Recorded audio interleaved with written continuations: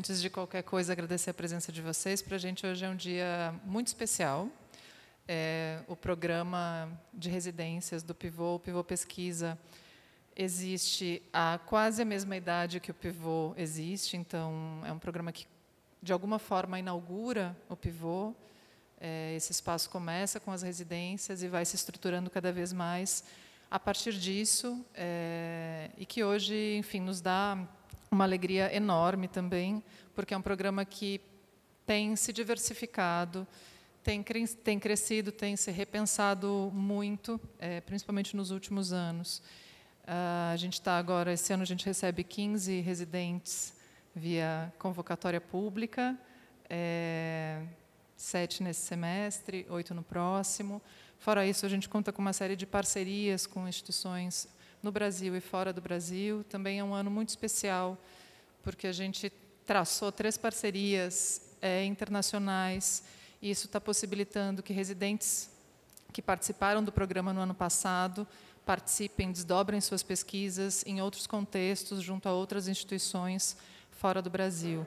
Nesse momento, Rastros de Diógenes, que foi nossa residente no segundo semestre de 2023, está no México, numa residência com a Terremoto, e isso nos deixa muito felizes.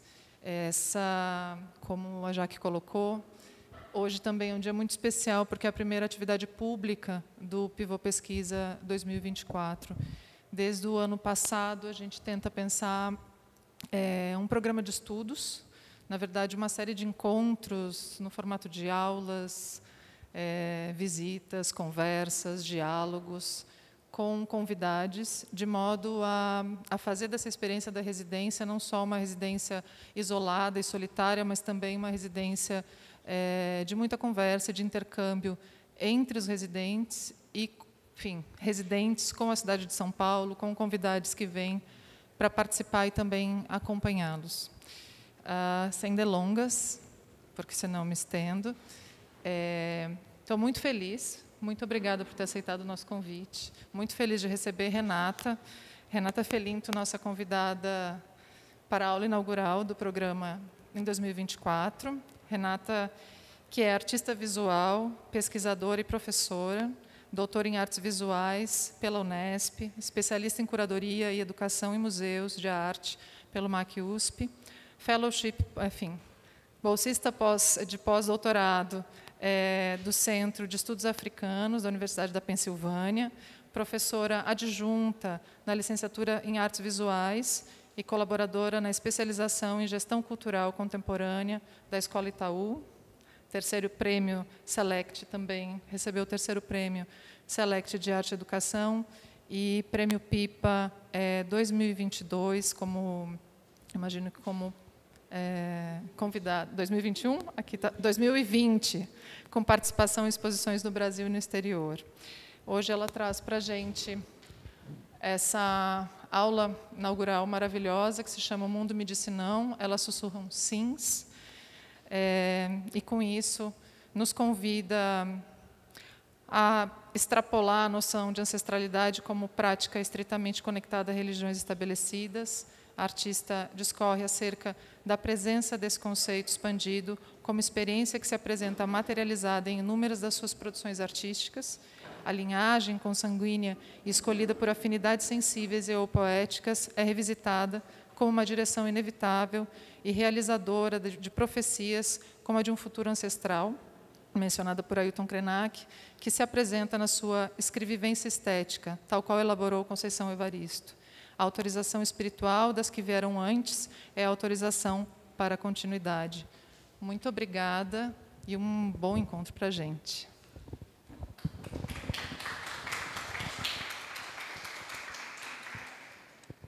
Boa noite a todas, a todos e todes. Eu estou realmente muito feliz de ter sido convidada.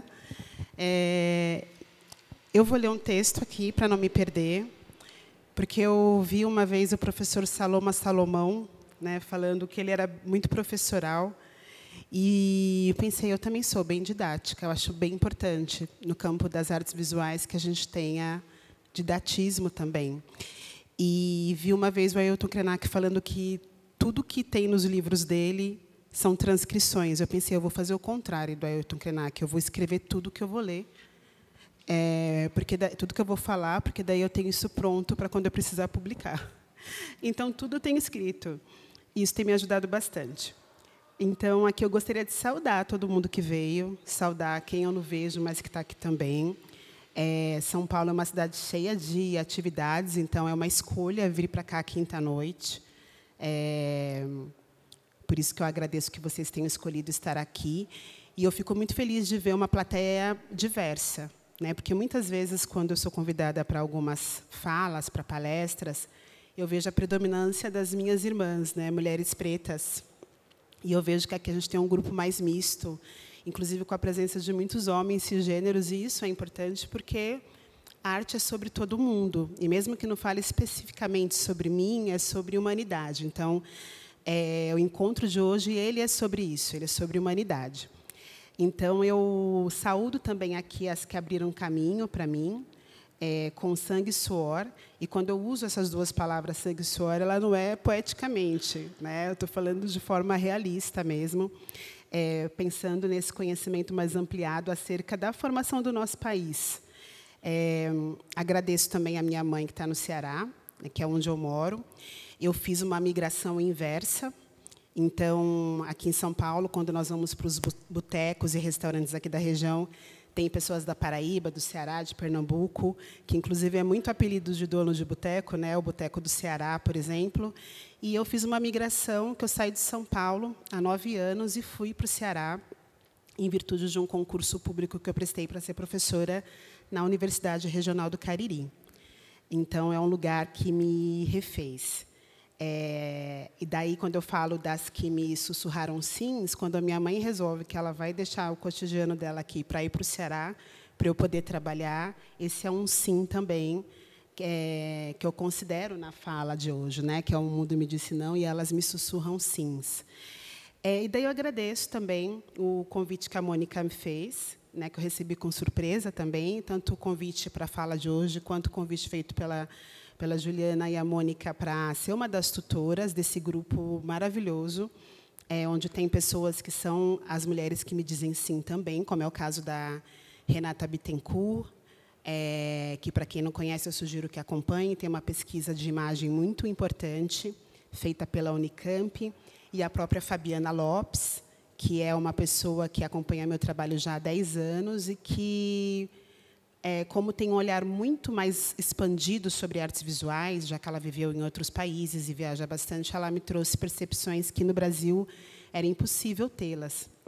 Então, agradeço também a Jaqueline Santiago, que crescemos juntas profissionalmente nesse sentido, que eu me lembro do Diálogos Ausentes, que foi uma exposição de retomada de uma discussão, né, no Itaú Cultural, já há 10 anos, quase, né?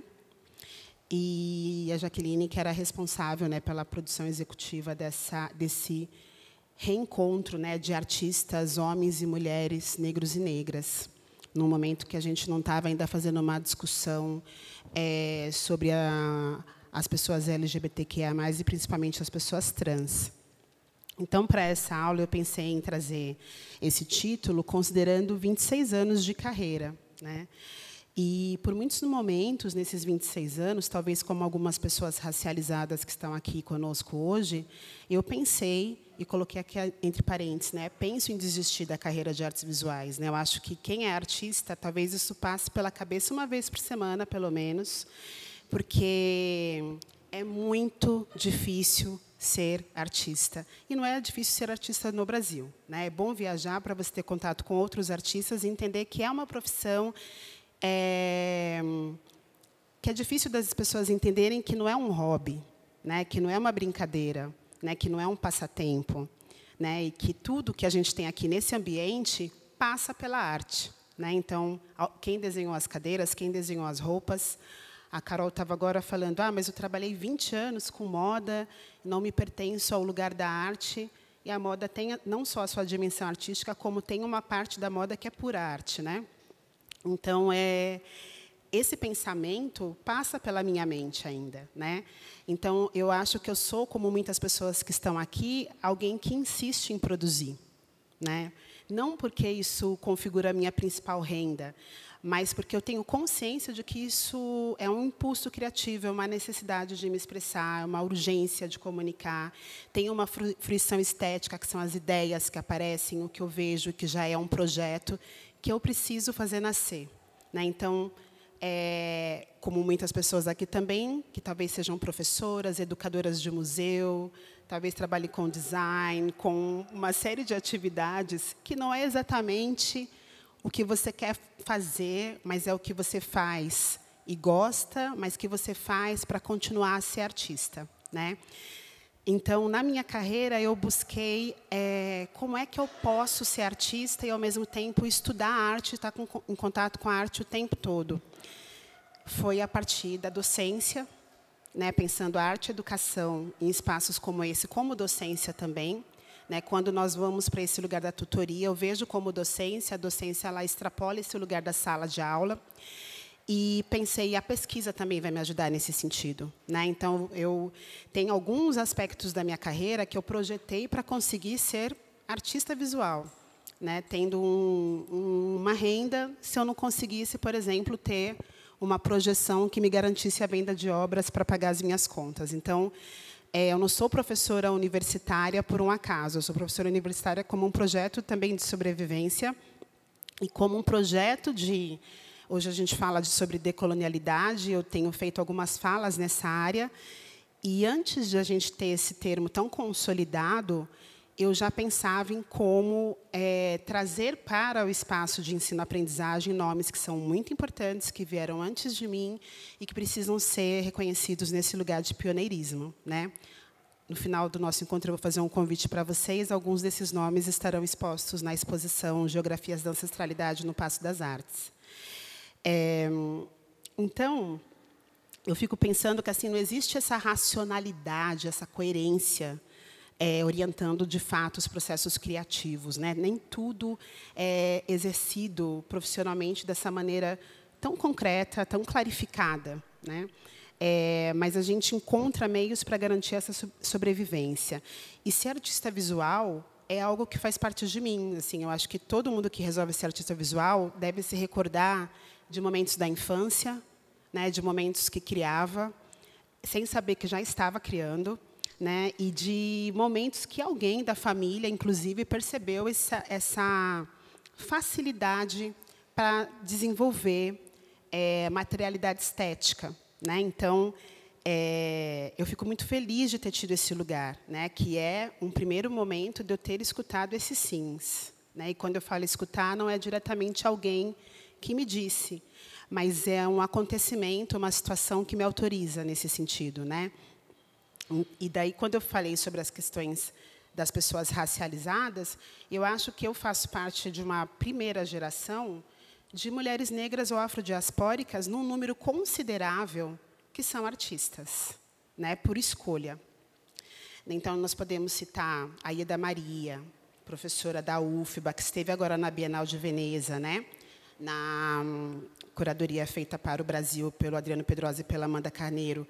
Podemos citar a Maria Auxiliadora da Silva ou a Raquel Trindade de Souza, mas elas são mulheres isoladas, elas não estavam agindo em grupo, né? Elas não estavam articuladas como a gente pode estar hoje.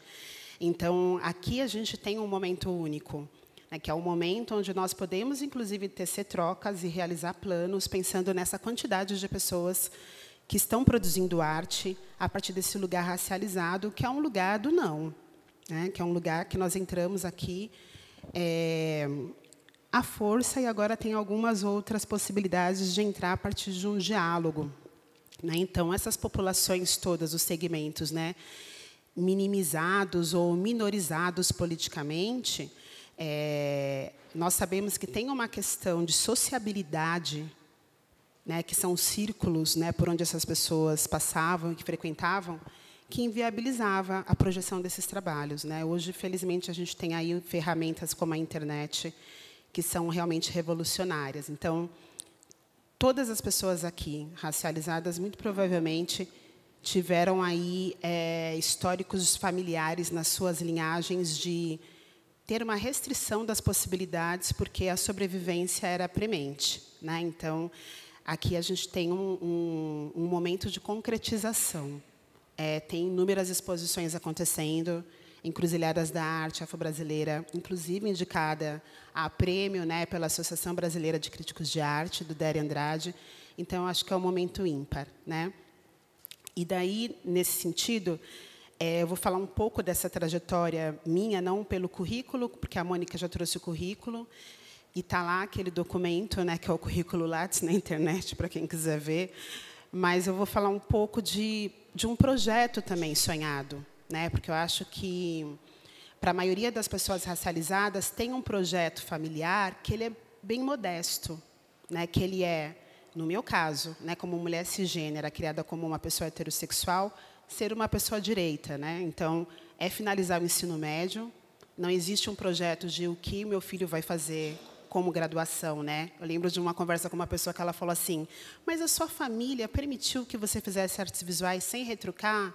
E eu olhei para aquela pessoa e pensei, realmente ela não sabe nada sobre a história das pessoas negras do Brasil, né? Então, para minha família era terminar o ensino médio sem reprovação, não engravidar na adolescência, né? Porque isso é uma epidemia, que é por conta da falta de educação sexual que a gente tem essas situações.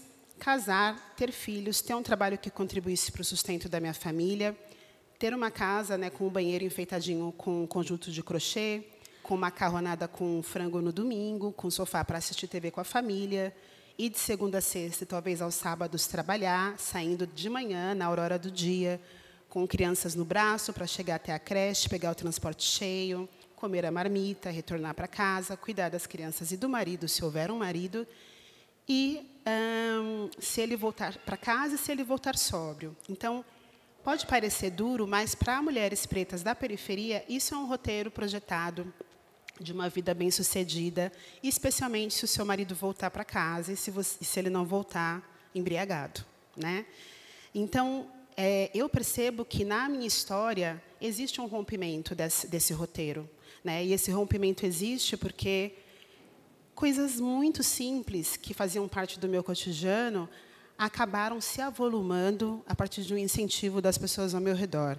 Então, nesse projeto de futuro que existia para mim, para minha irmã, para as minhas primas, existiam algumas brechas, né?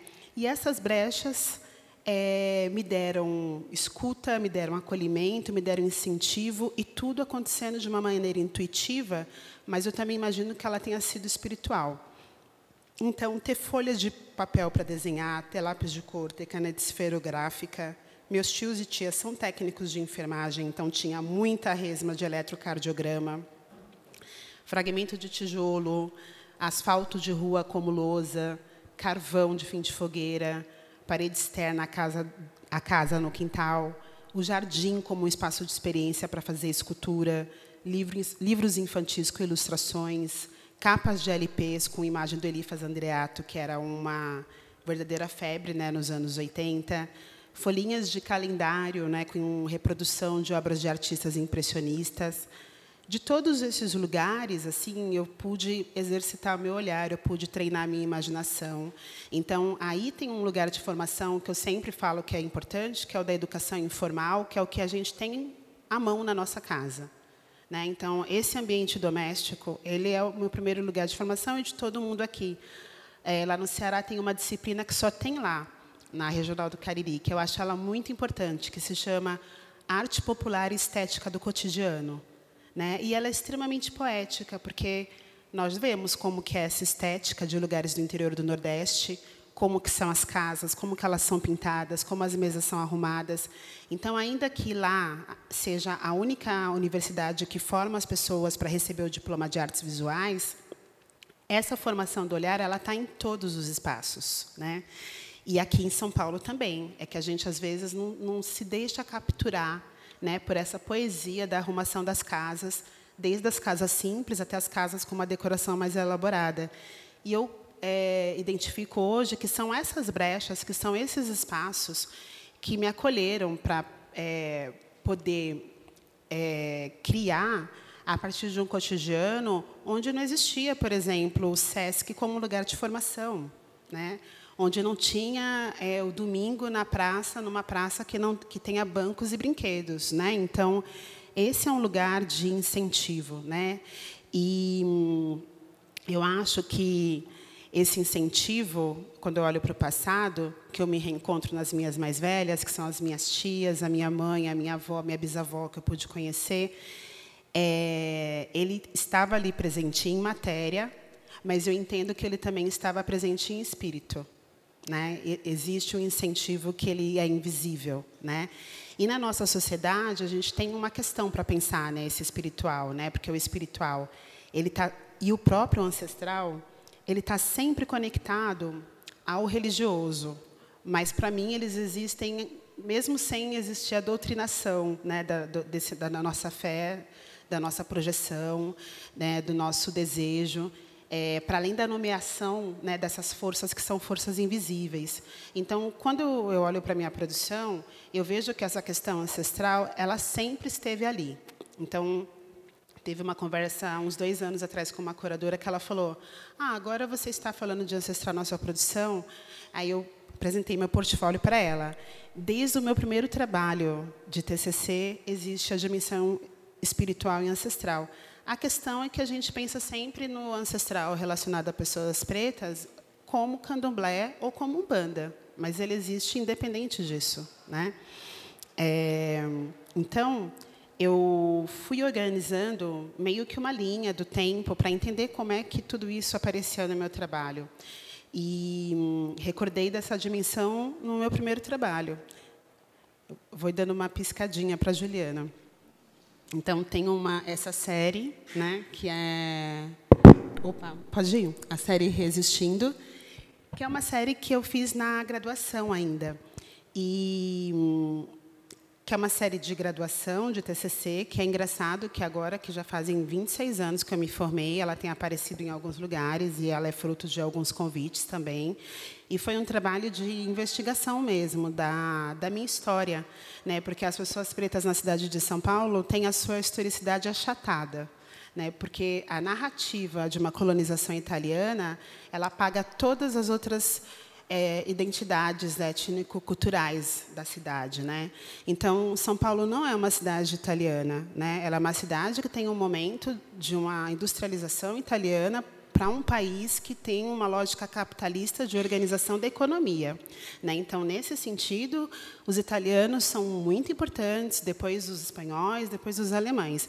E, mesmo assim, quando a gente pensa numa economia de rua, as populações pretas e as populações nordestinas, que não necessariamente são pretas, também são muito importantes, né? Então, eu fui buscar nos álbuns da minha família um pouco dessa história de como nós nos reerguemos depois de um processo muito violento de apagamento, que, inclusive, era um projeto de nação, né? A própria imigração para São Paulo, para o Espírito Santo, para lugares do Nordeste, que a gente não fala muito sobre isso, é um projeto de pensar o branqueamento da população, pensar a miscigenação como uma solução e ter, por volta aí de 2010, uma população que, se não fosse branca, fosse clara o suficiente para não ser considerada negra, né? Então, esse trabalho e tantos outros que eu fiz a partir de um acervo familiar é um trabalho que ele demarca essa questão, né, que é chamada Escola do Esquecimento. E quando eu fiz esse trabalho, que foi em 2000 e pouco, que era a conclusão do meu TCC, eu me lembro de um professor meu que falou: vá buscar essa artista aqui, me deu o telefone. E era a Rosana Paulino, né, que eu tive que ir no orelhão, né, ligar para ela lá com cartão, e daí peguei o guia das ruas de São Paulo para entender como eu sairia de Itaquera para ir para a freguesia do Ó, né? E meu professor falou: o trabalho de vocês é muito parecido. E daí, quando eu cheguei lá, o que tinha de parecido era o fato de sermos 2 mulheres negras trabalhando com foto, mas ela discutia um assunto totalmente diferente do meu. Mas esse equívoco do meu professor, né, serviu para nos aproximar, né? Então, esse trabalho é uma das minhas tias, que é uma grande incentivadora até hoje da minha produção. Então, ele abre o nosso encontro hoje porque eu acredito que essa minha tia foi a pessoa que me disse mais sims, né? Inclusive, me perguntando do que eu precisava para poder continuar na universidade. Eu preciso de aquarela, eu preciso de prancheta, né? Então, ela é minha madrinha, mas ela foi uma fada madrinha de verdade, né? Pode ir adiante. E daí, assim, minha família é uma família que ela hoje não é tão pobre quanto já foi, mas quando era mais pobre do que é hoje, ela tinha já muitas fotografias. Então, tem um acervo até razoável para uma família preta, com imagens dos meus tios, da minha bisavó, crianças. E tem muitas imagens de matriarcas, né? Então, não tem imagem, por exemplo, nem do vô paterno e nem do vô materno, né? Então, esses trabalhos eles foram um pouco para eu me localizar dentro da universidade, inclusive, porque a universidade é um lugar onde as pessoas que não são brancas elas podem ficar absolutamente perdidas. Ainda bem que a gente tem lei de cotas, ainda bem que isso mudou consideravelmente, mas ainda existe por conta da maneira como esse conhecimento está estruturado no nosso currículo, né? Por conta de quais intelectuais, né? De quais saberes que nós aprendemos no espaço da universidade, e especialmente considerando aqui a formação de artes visuais. E daí tem esse trabalho que se chama Danço na Terra em que Piso, que assim eu fiz uma série de trabalhos sobre a ideia de pertencimento mesmo, né? Do pertencimento, do direito a estar na cidade, do direito a caminhar pelos bairros, a usar a calçada, né? Outro dia eu vi uma colega chamada Linda Marques, que vocês devem conhecer pelo samba abstrato, que é um sucesso no Carnaval. E ela tinha feito um texto falando sobre como as pessoas negras não têm direito a usar calçada em São Paulo, como somos nós que sempre temos que desviar do outro, né? E se você não desvia, acontece o trombão na rua. Então, depois que eu li esse texto, eu falei, pronto, tem todo o sentido esse direito à cidade. Não é o direito à cidade do uso da praça pública, é o direito de você ser vista na cidade, né? Inclusive de você chamar a polícia se for assaltado e não apanhar da polícia com a polícia achando que você que assaltou alguém, né? Como um homem que foi reclamado um aluguel cobrado indevidamente ontem e recebeu da polícia um spray na cara porque acharam que ele era a pessoa que não queria pagar o aluguel, né? Então, esse trabalho Dança na Terra em que Piso, em que dimensão que ele é ancestral? Ele é ancestral no reconhecimento de que existe uma cultura negra em São Paulo, de que existem marcos da cidade que estão profundamente ligados às nossas estratégias de liberdade, como é, por exemplo, o Largo da Memória, que fica ali ao lado do metrô em Anhangabaú, né, que é uma ladeira que hoje está totalmente abandonada pela prefeitura, e esse abandono ele não é apenas... Não tem a ver com falta de verba, tem a ver com um projeto de apagamento da nossa presença na cidade, como é o caso do próprio bairro da Liberdade, né, que agora tem algumas iniciativas, né, para retomar esses marcos, né, da presença negra ali. E o Largo da Memória ele é um lugar que era uma fonte, né? É muito importante pensar a história de São Paulo, né, porque ali onde está a Praça da Bandeira, ali passava um rio que está por baixo da terra, né? E era ali que algumas escravizadas iam para lavar roupa, para levar água para as casas, e eram trocadas informações sobre fuga, por exemplo, sobre festas, né? Então, ali é um espaço de encontro, né, das pessoas negras. E daí, nesse trabalho Danço na Terra em que Piso, eu fui dançando em vários lugares que eu considero importantes na cidade de São Paulo, né? Então, por exemplo, ali em cima tem Campos Elíseos, que hoje se tornou a Cracolândia, né? Um projeto de Champs-Élysées, mas que hoje é um lugar que acolhe pessoas que são adictas e que, em grande maioria, são pessoas pretas, né? Ou pessoas brancas pobres, que são uma minoria. Aqui, o Vale do Anhangabaú, né? Que é o Rio dos Mortos, que assim é um lugar que demarca também o direito à cidade das populações indígenas, né? Inclusive, eu recomendo que quem queira saber mais sobre isso, vá no Museu Paulista, né, conhecido como Museu do Ipiranga, que tem um acervo extraordinário, e ali tem um fundamento da cidade de São Paulo, porém com um apagamento quase que completo, né, da população negra na cidade. Mas vale a pena ir. Então, nesses espaços aqui, eu fui dançando, porque a dança para populações da África Ocidental, ela não é exatamente só a diversão. Existe um momento de diversão e existe esse momento da dança como se fosse quase que uma reza. Tanto é que o samba, né, que nós sambamos, vem de semba, vem de umbigada, né, que é bater um umbigo, né? E não é bater um umbigo só sensualmente. O umbigo ele é um marcador no nosso corpo de por onde nós fomos alimentados, né, durante a gestação. Então, é um chakra para algumas culturas e é um marcador no nosso corpo muito importante de que concentra energia, que realiza conexões. Então, nesse trabalho do dançar pela cidade, ele tem uma relação com me reconectar com essa cidade, né? Então, fui dançando em vários espaços e eu sempre ficava descalça, né, no final dessas danças, né, como se eu buscasse também pela terra que não existe em São Paulo, né? Então, a terra ela está toda coberta, né, na cidade inteira, com alguns lugares de parques, mas pouco cuidados, né? Os parques mais bem cuidados tem questões de segurança também e de ingresso nesses parques. Então, aqui já tem uma dimensão espiritual que, para mim, ela é bem forte. E tem outros trabalhos. Aqui eu estou quase uma Chun-Li, né? Pode ir adiante, quase uma Chun-Li do Street Fighter. E, assim, para mim, a questão do figurino é muito importante, porque eu tenho uma série de retratos que se chama Afro-Retratos, onde eu fiz meus autorretratos como pessoas de várias nacionalidades, pensando nessa nesse sequestro da nossa cultura. E, quando eu falo nossa cultura, eu estou pensando, sim, nessa multiplicidade de povos africanos que se encontraram aqui no Brasil, mas a gente chama de cultura afro-brasileira, né?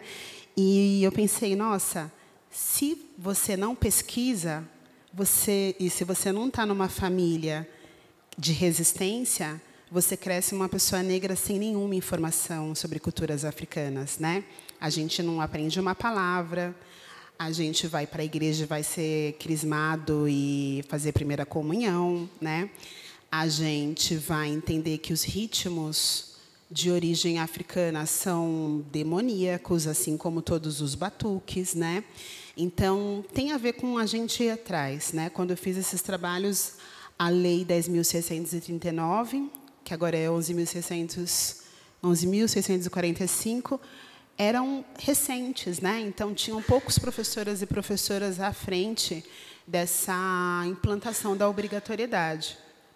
Então, se a gente não vai atrás, fica realmente uma desconexão enorme entre a sua aparência e o que é um legado das pessoas que têm a sua aparência, que vieram para cá, ou que foram trazidas para cá antes de você. E daí, aqui nesse trabalho Brunch para Exu, ele tem a ver com esse lugar de reza, né, de agradecimento, né, de oração, e de pensar, por exemplo, na Praça da Sé, que é o marco zero da cidade, como um lugar de reza, né, como um lugar que concentra muita energia. Hoje não dá para andar na Praça da Sé, né, é um espaço totalmente abandonado. Mas ali a gente tem, por exemplo, dois vetores importantes, né, espiritualmente, para pensar a cidade como um lugar que também é das pessoas pretas, né, que é o marco sincrético da cultura afro-brasileira, né, do Rubem Valentim, que está ali, né, que é uma obra de 78.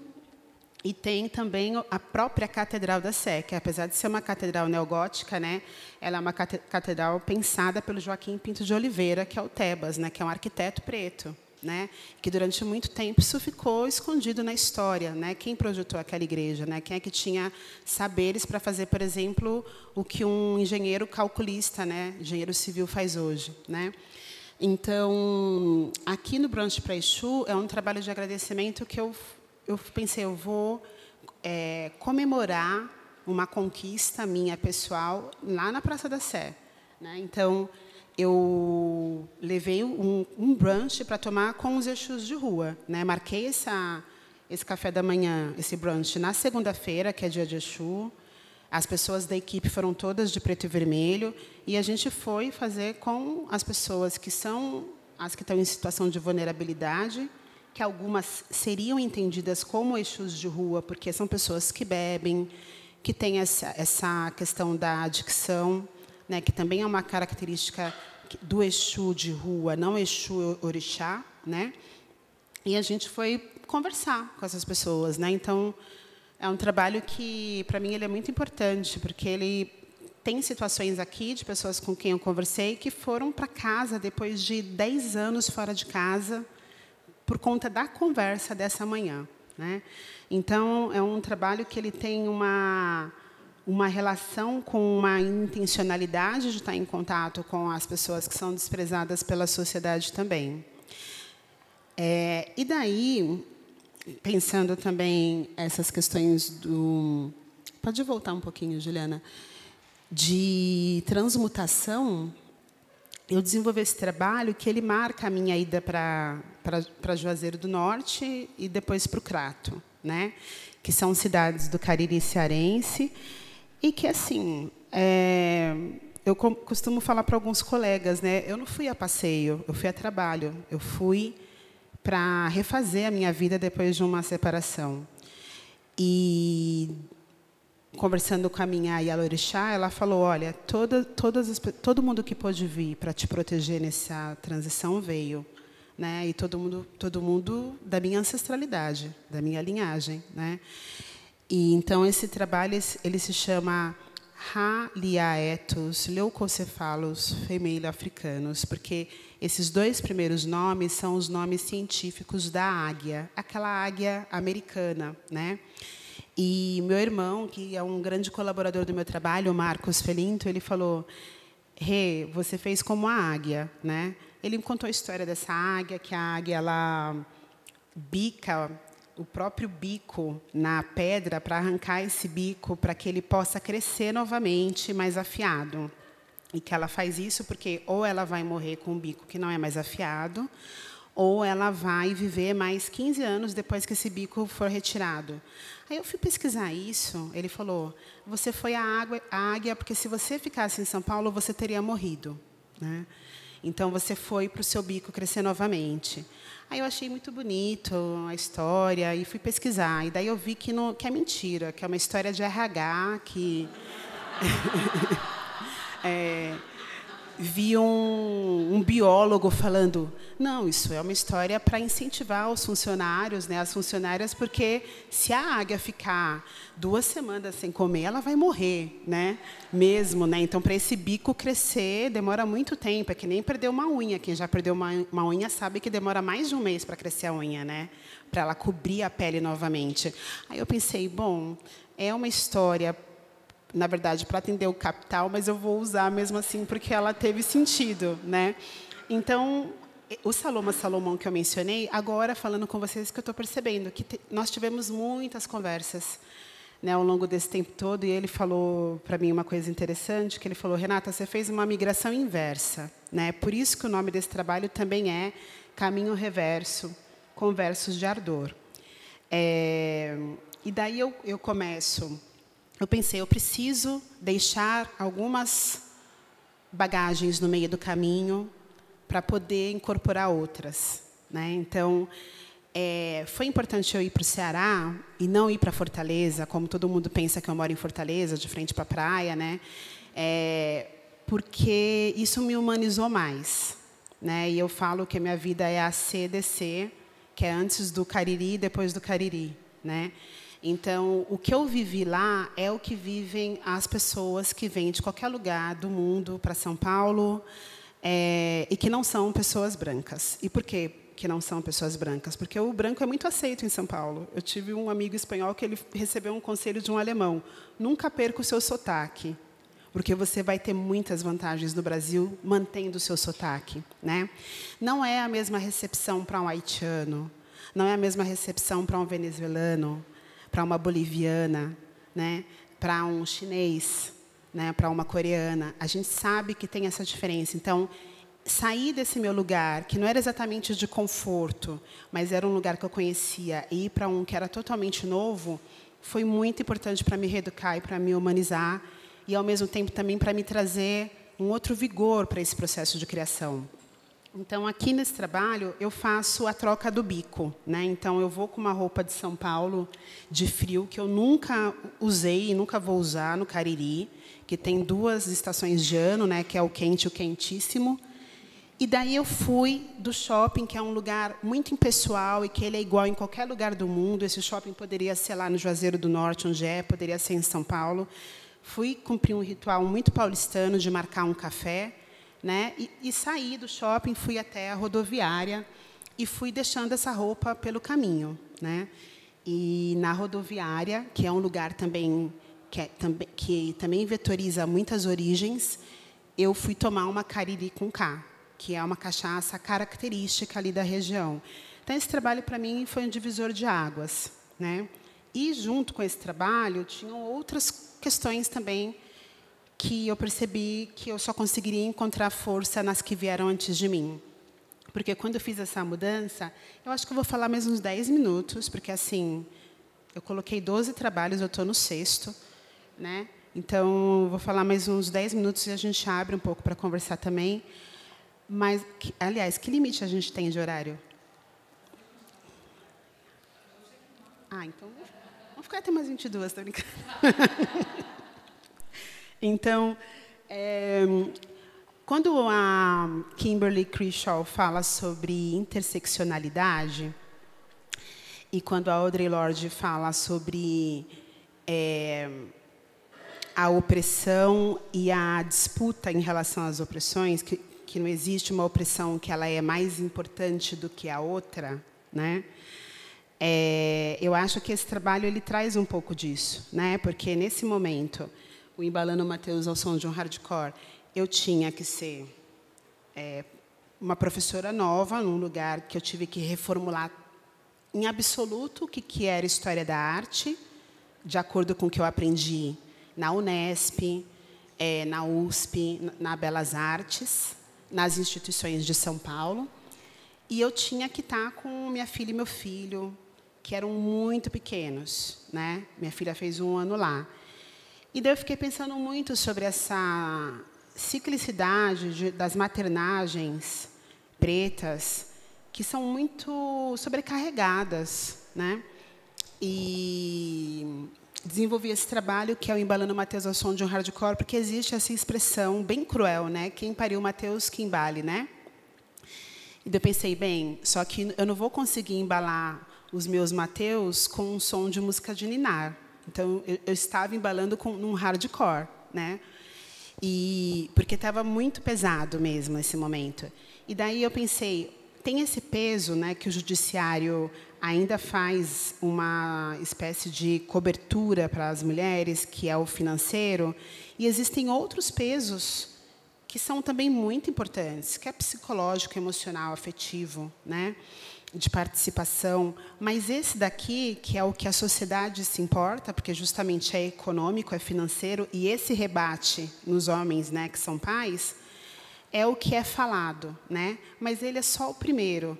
E daí eu pensei, eu vou juntar todas as notas fiscais durante um ano, de tudo que eu gastar com as crianças, né? E daí eu desenvolvi essa série, que ela é uma série sobre uma conta, né? Mas é uma conta que ela extrapola em muito a conta financeira. Ela só é a primeira conta que as mulheres pagam, né? Quando elas resolvem pela maternidade, seja ela do próprio ventre, seja ela uma adoção, né? Então, Embalando Mateus ao som de um hardcore, ele é sobre essa ciclicidade das maternidades de mulheres pretas no Brasil, né? E também um histórico, né? E para mim, assim, educar minhas crianças da melhor maneira é também uma restituição da maternidade, ainda que tenha muitas dificuldades. Porque a gente tem inúmeras mulheres pretas que foram mães e não puderam exercer a maternagem, né? Que é o trabalho que eu vou falar na sequência. Então, esse trabalho ele acabou se tornando instalação, mas ele também é um livro de artista, né? E daí entra o bom curador, né? Porque o Renato Silva, que é da Mendesud, ele falou, Renata, que tal ele se tornar um livro de artista? Eu acho que ele funciona assim também, né? E daí a gente pensou nesse livro de artista destacável, que você tira cada uma das composições, mas que você também pode ter ele fechado. Ele é montado numa caixa, como se fosse um álbum de fotografia de bebê. Ele é bem bonito, modéstia à parte, né? E foi um pensamento junto, né, com um curador que cumpriu um papel de orientação, de fato. Pode adiante, por favor. E daí eu fui reunindo imagens da minha avó, da minha mãe, minha com a minha filha, né? E mesclando essas imagens às contas, né? E também entendendo que as minhas avós foram mães solos, que a minha mãe, de certa forma, apesar de ter ficado 20 anos casada com meu pai, também foi mãe solo, que as minhas tias foram mães solo, que às vezes existia uma presença física, mas não existia uma presença efetiva, né? E que bom que os homens pretos e os homens de modo geral, que são pais, estão conversando sobre essa questão, né, hoje em dia, ou estão começando a conversar sobre ela, porque não existe sociedade melhor sem as pessoas se responsabilizarem pela parte delas nessa sociedade, né? Eu não posso deixar para o outro, não posso delegar para o outro ou para a outra, né? E daí, nessa questão da maternidade, que assim está no meu trabalho em algumas pinturas, eu fiz um recorte aqui, né? Tem esse trabalho que se chama A Checheda Negra, ou Descanso das Mulheres que Mereciam Serem Amadas, que é sobre esse não poder maternar também, né, das mães pretas, que nós vemos nas fotografias tão propagadas, sejam elas de cunho científico ou para servir como souvenir de viagem, né, que eram os cartes de visite. E fiquei pensando muito sobre como essas mulheres tiveram a maternidade raptada, né? Não uso nem o termo sequestrado, porque o sequestro tem um resgate, tem algo que eu troco por aquilo. E no rapto, não, né? Então, eu fui sempre incomodada por essas imagens, né? Por essas imagens de mulheres sem nomes, né? Que, para quem é uma pessoa preta, às vezes você olha e fala, nossa, parece a minha mãe. Em traços faciais mesmo, não é um parecer só afetivo, né? Tem uma mulher que eu olho e falo, nossa, acho que ela é tataravó minha, porque ela é muito parecida. Então, eu fiquei pensando nessas mulheres, nesses usos de imagem, no nosso país, que mesmo no pós-abolição tinha e tem as mães pretas, né? Uma vez por mês tem aparecido aí notícias de mulheres mantidas em cativeiro, né, por famílias que as têm como da família, mas que as escravizam. Então, fico pensando em todos esses raptos, né? E daí esse trabalho também tem um outro componente que, assim, eu tenho uma relação de muito respeito pela produção dos artistas do modernismo. Eu não costumo demonizá-los, porque eu entendo também que é uma outra época. E tenho uma admiração pela produção da Tarsila do Amaral. Porém, quando eu fui pesquisando alguns trabalhos e descobri que a negra era feita a partir de uma foto do acervo familiar, né? E eu descobri isso na Pinacoteca do Estado. E que essa foto que ela toma como modelo, ela tira a roupa dessa mulher, ela torna essa mulher careca, coloca essa mulher no meio de uma mata, né, como se fosse uma mulher selvagem, né, estica o seio dessa mulher até a cintura. Eu fiquei muito agoniada com essa imagem. Não só porque ela ainda é bastante presente na sala de aula, e ela também é uma imagem de controle para as mulheres pretas, né, mas também porque, na sala de aula, as professoras e os professores de arte têm bastante dificuldade de avançar para além do modernismo, né? Hoje, eu recebo alguns e-mails de professoras chegando no contemporâneo, falando que estão usando materiais de trabalhos meus e de outros colegas na sala de aula, mas ainda é uma dificuldade, né? Sair do que está mais pronto, do que está mais compreensível, inclusive em termos de escrita de material para ser consultado. E esse trabalho ele é sobre enterrar a ama de leite, que a gente vê como fotografia ou de cunho científico ou fetichista, e também enterrar a própria negra da Tarsila, né? Então, é um trabalho que eu falo, chega agora de mostrar a negra na sala de aula e vamos avançar, né? Então, é um trabalho onde eu imprimi várias dessas fotografias, eu distribuo para a plateia, eu cavo no chão uma cova para enterrar essas mulheres. Eu convido a plateia a enterrar comigo cada uma dessas figuras e depois a própria negra da Tarsila, né? E assim, existe aí um grupo de pessoas, algumas artistas que têm buscado entender as biografias, né, por trás desses registros. Existem as pessoas que estão tentando criar fabular, né, algumas histórias para esses registros também. Outras que fazem as duas coisas, né, que é o caso da própria Saidiya Hartman, quando ela escreve esse livro maravilhoso, né, que é O Vidas Rebeldes, Belos Experimentos, né, que ela vai tentando, a partir de documentos escritos, de comparação de fotografias, entender quem será que foi aquela pessoa daquela imagem captada por um fotógrafo e que não tem nome, né? Inclusive, tem a menininha ali, a Odalisca, de 10 anos, que ela cobre o corpo da criança, né? Provavelmente uma criança que foi abusada. Então, esse trabalho, a Axé da Negra, ele é sobre essas memórias, né, que têm sido desrespeitadas durante muito tempo e que precisam descansar. O Axé ele é um trabalho de enterro, né? Só que ele é o enterro espiritual. Então, quem é iniciado ou iniciada no candomblé tem esses pertences utilizados no culto enterrados, né, como se eles fossem desfeitos, desconsagrados, né? Então, a ideia é proporcionar a essas mulheres um momento também do descanso. Pode ir adiante, Juliana, por favor.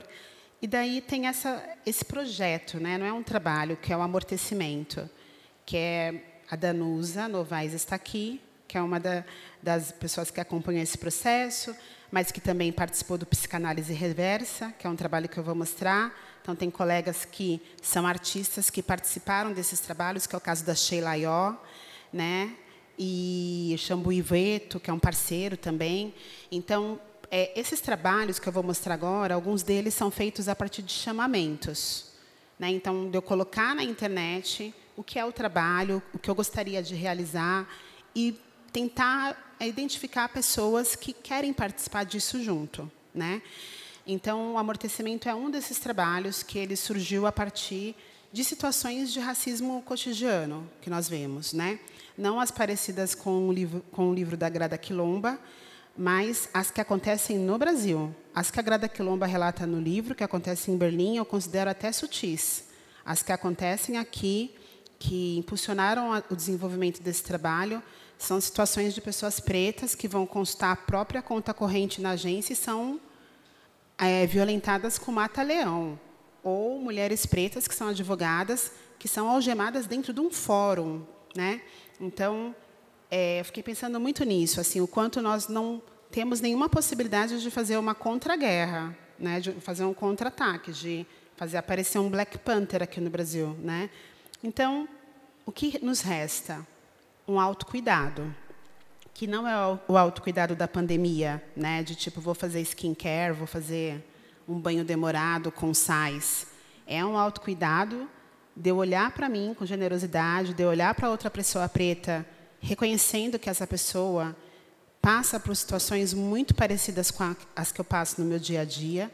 Então, é um trabalho de nos rehumanizar para nós mesmos, né? Não para as outras pessoas. Então, ele é sobre toque, ele é sobre paladar, ele é sobre sentir, sobre nutrir, sobre afetar-se e afetar o outro, né? Então, ele em si é um trabalho também de oração. Então, aqui eu acho que seria, não sei, acho que a gente não consegue apagar a luz, né? Mas para ver todas as pessoas aqui, vai precisar apagar a luz. E esse trabalho de amortecimento foi desenvolvido em algumas unidades do SESC, esse no SESC 24 de maio. E quando a gente desenvolveu esse, tinha acabado de acontecer o falecimento daquela garotinha Ágata, que aparece com a Mulher Maravilha, né?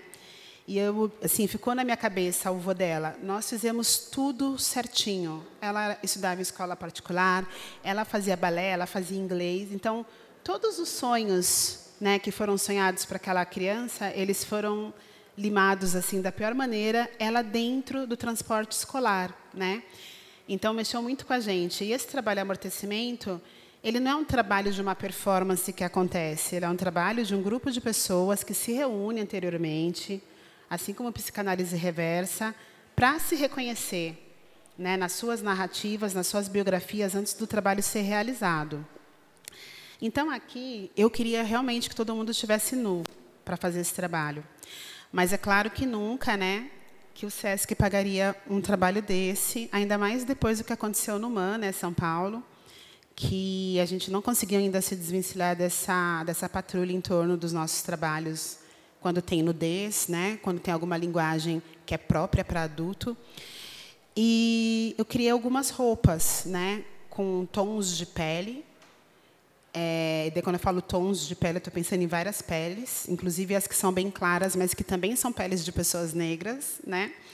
E criei aberturas laterais. Então, as pessoas elas iam para a performance depois do trabalho, ou faltavam no trabalho. Para mim, era muito importante pensar também numa redistribuição de renda. Então, não são necessariamente pessoas voluntárias. É voluntário porque você dá seu tempo, e também porque o que as pessoas mereciam receber, eu não podia pagar, que é R$1.000 no mínimo, né? Mas, dentro dessa verba, tinha um valor para as pessoas irem para esses trabalhos sem ficar no prejuízo. E daí, depois desse momento das conversas, tinha a performance. Nesse trabalho, as pessoas tinham que ficar nuas por baixo, porque a ideia era que elas pudessem se massagear por baixo dessas roupas e se acariciar, né? E se reconhecer como pessoas merecedoras de afeto, de carinho, de carícia e de desejo, né? Então, esse trabalho de amortecimento, ele teve várias pessoas que responderam ao chamado, desde pessoas de 18 anos até pessoas de 84, que é o caso da dona Abigail, que é uma senhora de 84 anos, que é a avó da nossa amiga, da Lúcia Demezui. E ele tem vários desdobramentos, porque eu ainda quero fazer outros. A gente tem um amigo que faleceu no processo da pandemia, que faleceu assim, teve um infarto, uma parada cardíaca, assim, com 50 anos de idade. E a mãe dele faleceu, ele faleceu na sequência, né? E eu fico pensando muito, né, que esse falecimento ele foi também de muitas situações vividas desse nosso amigo Negrais como homem preto, né? Não é só porque a mãe dele morreu, né? Tem muitas outras dimensões ali de que era um e outro, né, na vida, e daí essa mulher foi antes. Então, eu continuei esse trabalho no Maine, nos Estados Unidos. É bem estranho falar que foi no Maine, né? Que depois eu descobri que ali é o lugar assim que tem umas células da Ku Klux Klan, né? Que é a Nova Inglaterra, mas é lá que é a Indigo Arts Alliance, que é um lugar de artistas racializados que eles têm uma residência. E eu fui pesquisar comida, né? Fui para lá para fazer comida, fui pesquisar como é que os alimentos, os pratos de África se adaptaram às Américas e o que será que essas pessoas escravizadas que não puderam comer o que queriam gostariam de comer se a gente fizesse um banquete, né? Então, esse trabalho é sobre alimentos e pratos que sobrevivem aqui nas Américas. Eu tive uma orientação do professor Scott Alves Barton, que pesquisa alimento, que é da Universidade de Nova York. E, enfim, passei uma residência cozinhando, né? Fazendo várias comidas, fazendo vários banquetes, foi muito bom. E convidei também para o chamamento público várias pessoas pretas para comer em silêncio, e entender esse silêncio como um momento de convite para essas espiritualidades sentarem-se conosco para saborear esses alimentos. Então, tinha que testar as receitas que eu não conhecia de origem africana, muitos pratos com pimenta, né? E não deixar apimentado para as pessoas não conseguirem comer, encontrar as medidas. E o amortecimento tem sido um trabalho que eu foco nos sentidos, né? Então, escuta, tem várias ervas naquele amortecimento que tem a carícia, que tem o carinho, que tem o toque, tem a mediação das ervas de cura, tem música, né? Então, de uma outra maneira, eu estou tentando me reconectar com as expressões visuais, estéticas, artísticas de África, que não são só a pintura, não são só a música, não são só a escultura, mas é tudo isso junto, né? E daí, para eu acabar no Cariri, tem esse último trabalho. Ai, pode adiante, acho que eu repeti.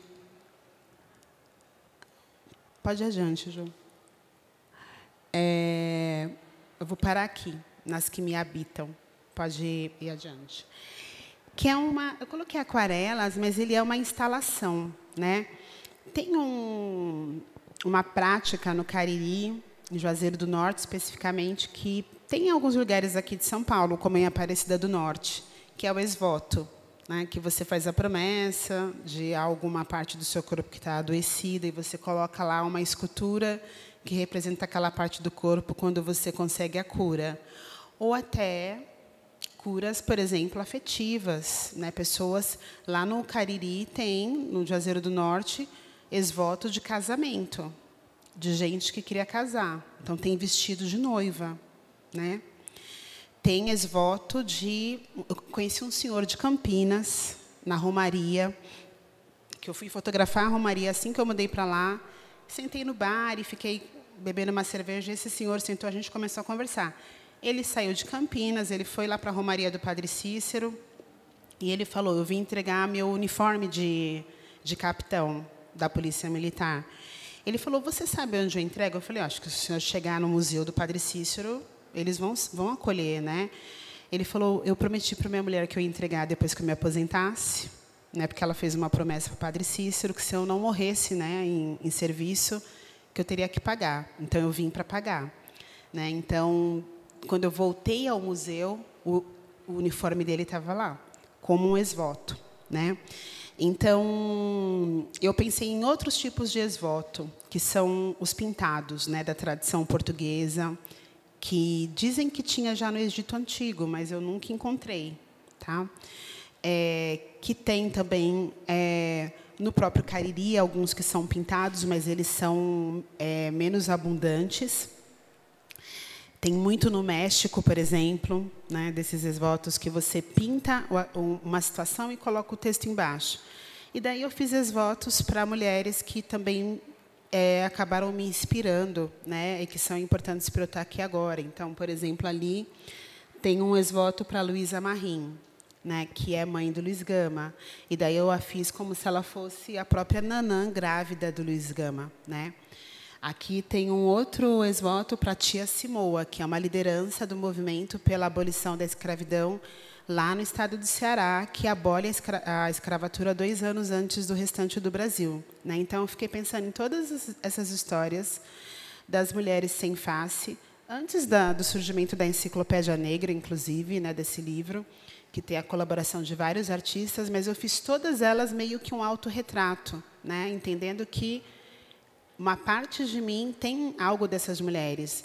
E eu fiz um chamamento público também, para mulheres que queriam agradecer outras mulheres, né, dentro da sua história de vida. Pode adiante, eu vou acabar com essa imagem. E daí, esse trabalho ele foi um convite da Adelaide Pontes, que é curadora do Centro Cultural São Paulo. E é engraçado, né, porque eu me inscrevi para a seleção do Centro Cultural, e daí eu não passei. Daí eu falei, agora eu não vou escrever mais para o Centro Cultural, né? Aí, tipo, saiu o resultado, nem tinha saído o resultado, tipo, no fim de semana seguinte dos prazos que tinham acabado. Na verdade, eu não me inscrevi. Eu comecei o projeto, eu não consegui mandar. Aí a Adelaide me ligou, me convidando para ser uma das artistas homenageadas. Eu falei, ótimo, né? Queria ir na Pivô. Me inscrevi e não passei. Eu falei, acho que eu estou muito idosa já para ser uma das residentes. Aí a Mônica, a Juliana entraram em contato, eu falei, pronto, então agora vai ser assim, ótimo. Então, quando a Adelaide me convidou, eu pensei, agora é a hora de eu trazer tudo que eu vivi aqui no Cariri para uma exposição. E uma amiga, a Érica Malunguinho, já tinha me provocado em relação a isso. Quando o Aparelho a Luzia abriu, que era um lugar que eu ia como se fosse um templo, ela falou assim, eu duvido você fazer uma exposição só pensando nisso. Eu acho que você tem que fazer uma exposição pensando no Cariri. Não, você está lá e ela ficou. Eu falei, pronto, é agora que eu vou fazer essa exposição. E daí eu fiz esse chamado público, muitas pessoas me responderam. E daí as cartas, elas são de chorar, porque assim, são cartas de agradecimento. Então, tem uma pessoa que fez uma carta agradecendo uma tia, alcoólatra, magrinha, que devia ter seus inúmeros problemas, mas cuidou de todos os sobrinhos, né? E ninguém cuidou dessa tia, né? Então, quando a gente fala, por exemplo, de alguns termos de estudo que estão mais cristalizados agora, como a solidão da mulher negra, não é sobre parceiro, é sobre esse tipo de situação também, né? Uma senhora que cuidou de todo mundo, que devia ter as suas tristezas, né? Que o álcool de alguma forma amenizava isso, e que ela foi homenageada pela sobrinha. Então, todo mundo que escreveu tinha que mandar uma carta e tinha que mandar uma foto, para a gente fazer uma parede de ex-votos de agradecimento para essas mulheres, né?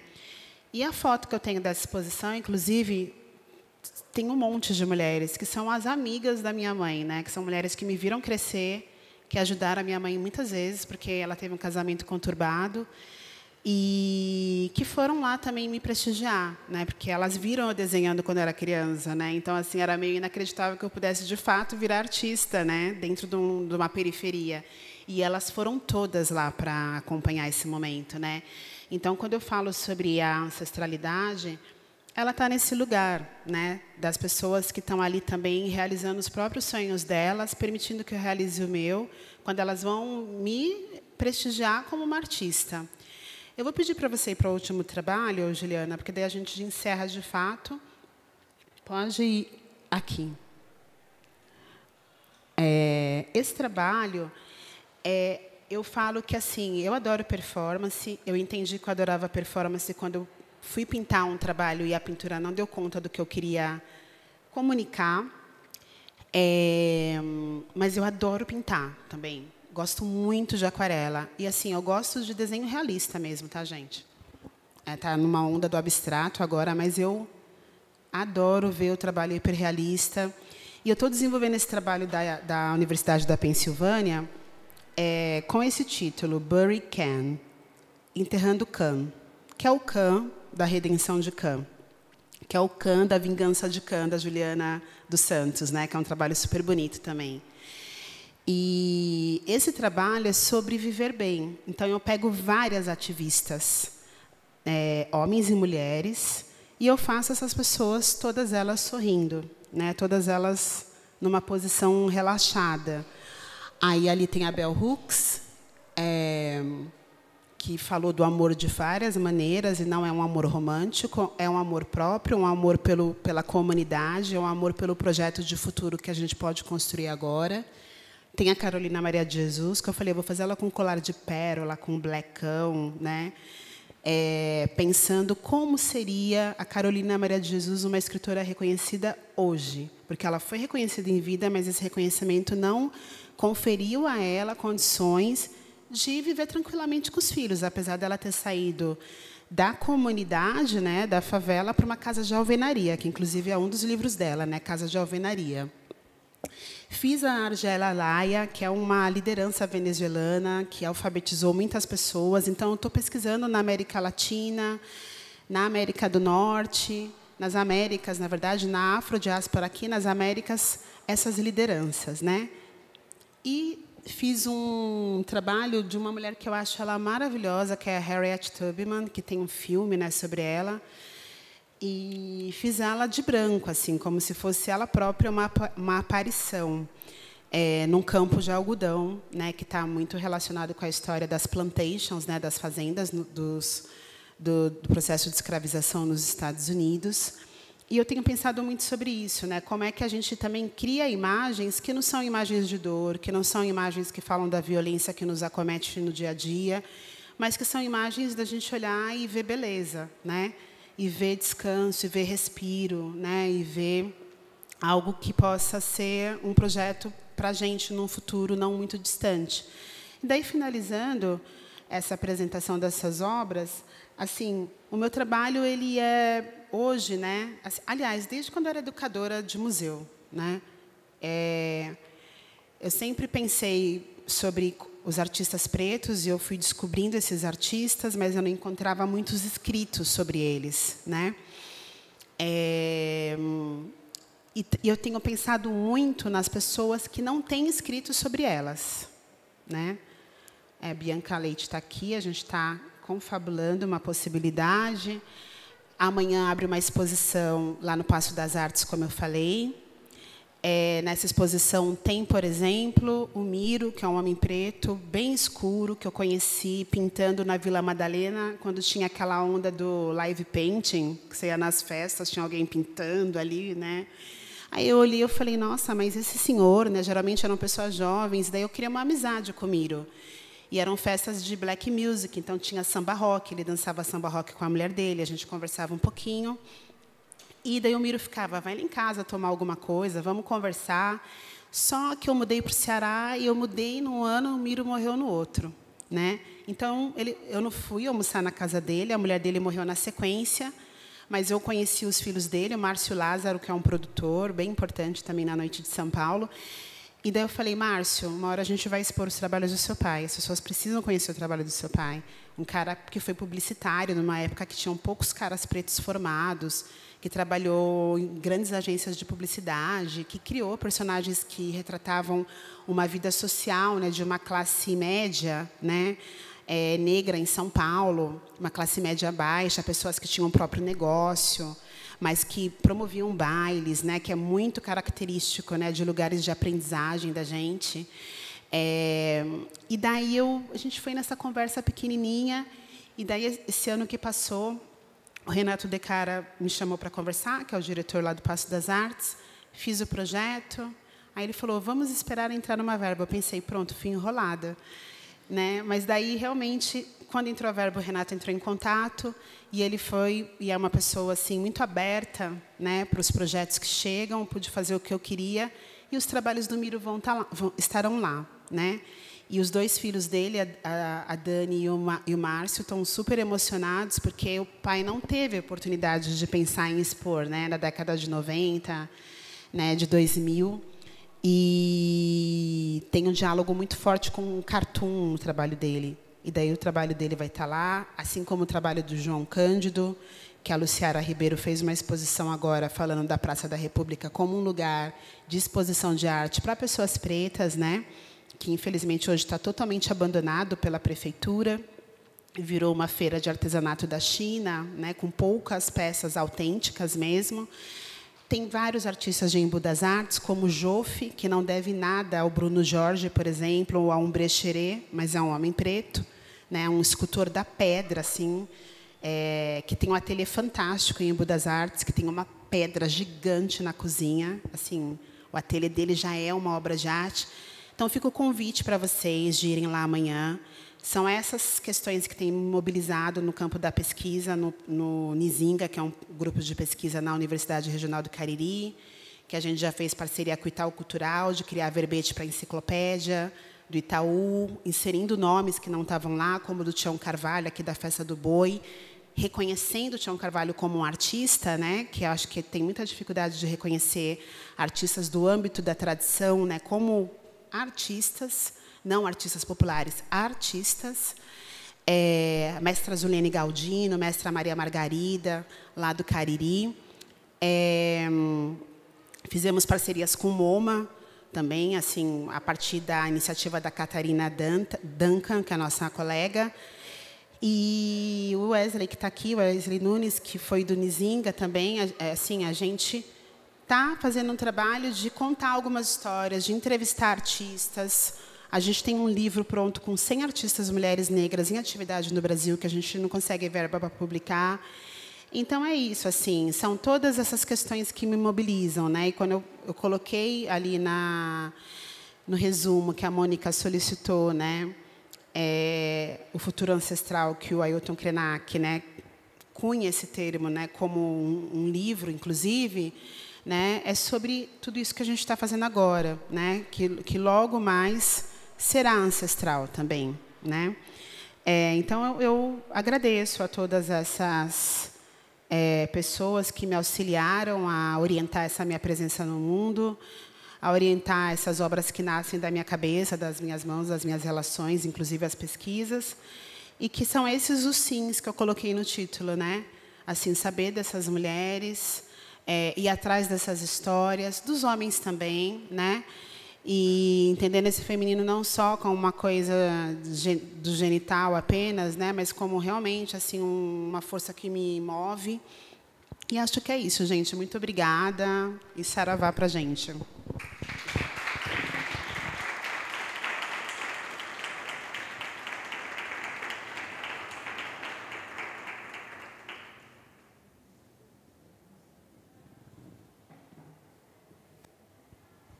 Gente, muito obrigada, Renata, muito mesmo. Eu tenho perguntas, mas eu acho que, enfim, vou abrir para perguntas. Se alguém quiser trazer uma pergunta para a Renata, comentar algo, por favor, fiquem super à vontade.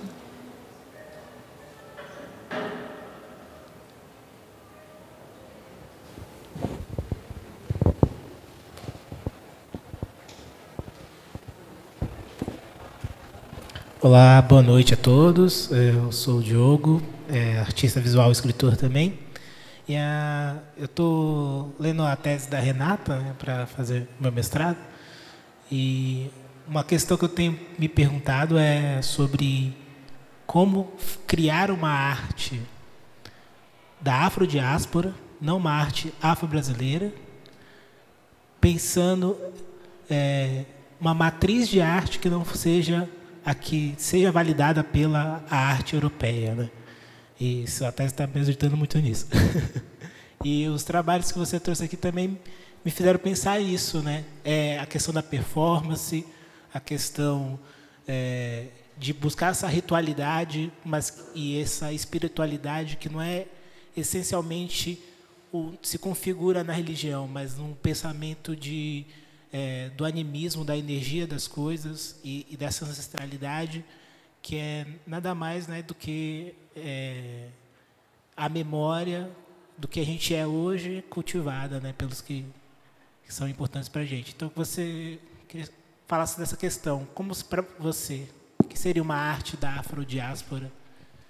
Nossa, Diogo, é muito ruim quando o acadêmico que está fazendo mestrado, doutorado, pergunta. Ai, Diogo. Você falou uma palavra que tem em vários textos, né? Inclusive tem textos do Nina Rodrigues, né? Animismo, né?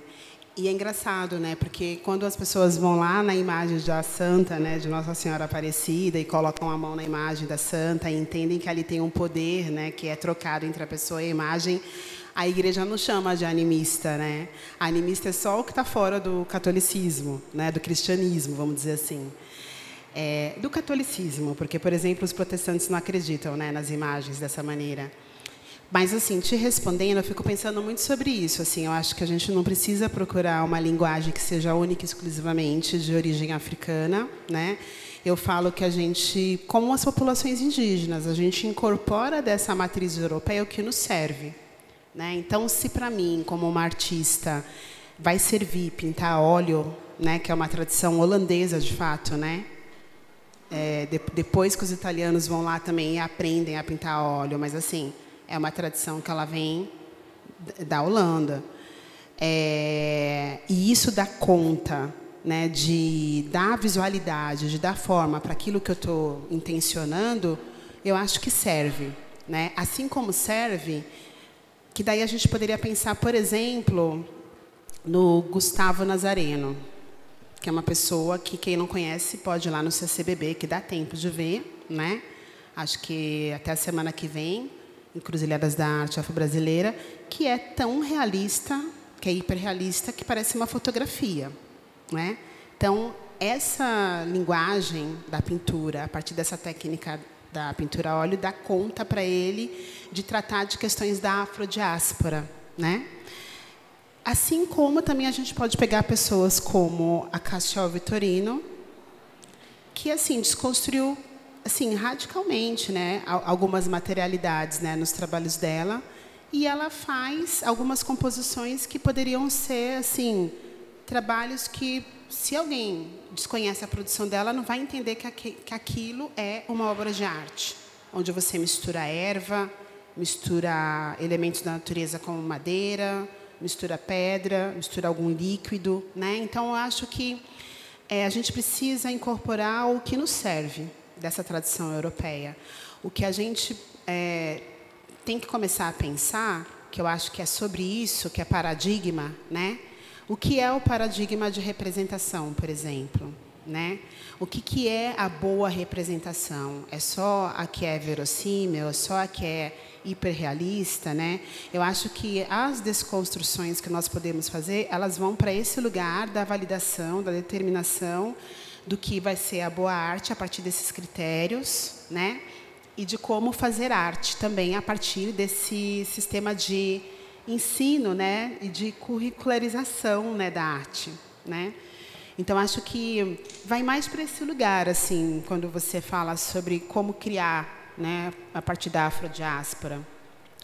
Eu gosto muito quando as populações indígenas, né, hoje têm argumentado, né, rebatido sobre esse olhar que foi moldado pelo homem branco, né, do que vai ser chamado de população indígena e do que vai ser desconsiderado como população indígena. Ah, então se você tem celular, se você está de Nike, você não é indígena, né? Então, não, você continua sendo, né? Então, acho que é a gente, né, que vai determinando isso, como comunidade, mas também no nosso caso, como a gente está falando de produção de arte, e a gente que é artista visual também é bem um trabalho que pode ser bem solitário, é a gente que vai determinar, né, o que cabe para a gente e o que não cabe.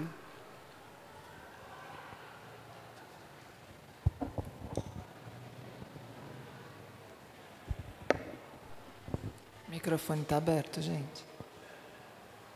Eu sou professora, então acho que todo mundo ficou sem nenhuma dúvida. Então, eu vou fazer uma pergunta sobre isso. Eu fiquei muito curiosa sobre a tua prática docente e como a tua pesquisa ou as tuas pesquisas se juntam ou acontecem juntas na tua prática docente. Eu gostaria muito de escutar sobre essa prática. Você contou da saída para o Cariri, dessa transformação da vida também, da tua pesquisa artística, e falou dessa chegada e de, enfim, se deparar com esse currículo. Gostaria muito de escutar sobre isso. Bom, gente, o currículo de qualquer curso, né, assim, ele é muito parecido no Brasil todo, né, e ele é uma herança, no nosso caso aqui ainda da Academia Imperial de Belas Artes, né? Então, ainda temos que, por exemplo, passar por desenho 1, desenho 2, antes de chegar em escultura, né? Como se você não desenha, você não pode começar a tentar esculpir um mármore, a fazer uma cerâmica. Tem todo um processo que é para organizar, né, o processo de ensino-aprendizagem, mas que a gente não pode escolher e montar essa grade curricular, por exemplo, das últimas disciplinas de técnica para as primeiras. Por que eu não posso, por exemplo, ir para a aula de gravura antes de passar pela aula de desenho, já que, de modo geral, você tem uma prova, né, de habilidades, né, no vestibular, onde você tem que demonstrar o quanto que você desenha, né, para você passar na prova. Então, essas questões elas são muito endurecidas em todas as universidades. E daí eu vou contar uma coisa muito técnica para vocês, né? Porque as universidades elas têm, as públicas pelo menos, o que a gente chama de núcleo docente estruturante. O que é isso?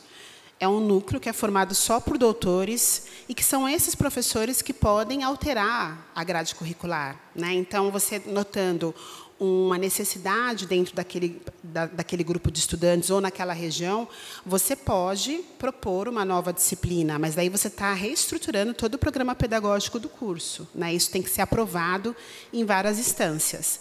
Então, como eu não podia mexer nas disciplinas, então, o que eu poderia fazer? Vou falar de impressionismo, eu vou falar antes dos japoneses, obviamente, antes de falar dos franceses, né? Vou falar das vanguardas artísticas, vou falar, obviamente, antes das populações africanas, né? Vou falar da Grécia como um paradigma do realismo, vou falar das cabeças de fé também como um paradigma africano, por exemplo, do realismo. Então, isso eu conseguia fazer na aula, né? Mas tem uma outra dimensão que não era possível. Então, eu tive aula no MAC com a Cristina Freire, né, que é uma professora excelente, e ela me falou algo na aula que eu falei, pronto, isso tem que ser quase que um objetivo na docência. Que ela falou, se nós continuarmos a começar da pintura rupestre e virmos cronologicamente para chegar no contemporâneo, nas graduações, nós nunca chegamos no contemporâneo, nunca dá tempo de chegar no contemporâneo. Então, precisa desmontar esse currículo. Aí eu fiquei pensando, com essa oportunidade de reformular o currículo lá, porque eu fui fazer parte do núcleo docente estruturante.